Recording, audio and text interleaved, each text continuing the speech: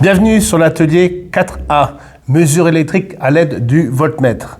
Donc là, ce coup-ci, on va utiliser notre voltmètre en position tension continue.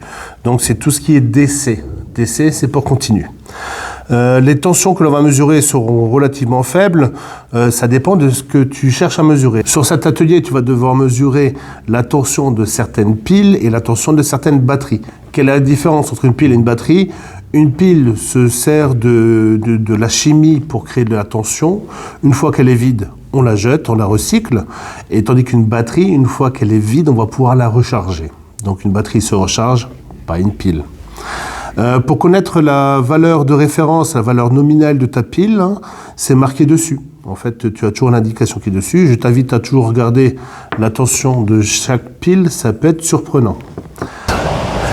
Grande nouveauté pour cet atelier, voici une batterie. Tu dois contrôler avec ton multimètre des batteries.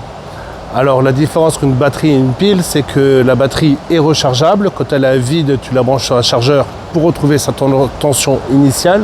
Tandis que la pile chimique, une fois qu'elle est déchargée, tu la prends, tu la recycles et tu en achètes une nouvelle.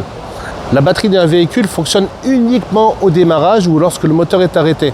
Une fois que le moteur est en route, c'est l'alternateur qui fournit l'énergie à l'ensemble du véhicule et notamment la batterie qui va se recharger. Sur cette batterie, on va trouver plusieurs indications. On a ici la marque, donc c'est une batterie de marque Noroto.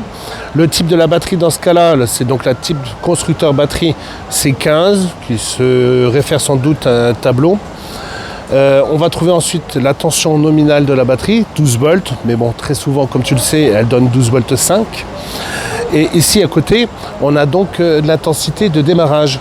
C'est-à-dire que la batterie peut fournir 640 ampères pendant 30 secondes, pendant la phase de démarrage.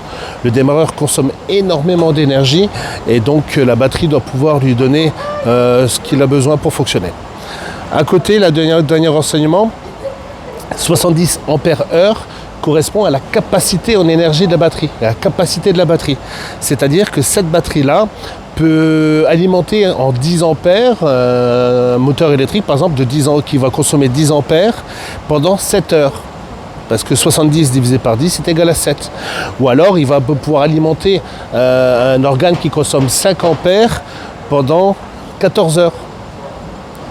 Parce que 70 divisé par 5 est égal à 14.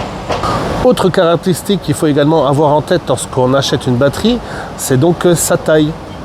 Et il faut qu'elle rentre dans un logement qui est souvent exigu, donc qui est très petit. Faire attention à sa taille pour voir si ça colle vraiment à l'emplacement qu'on a dans le véhicule.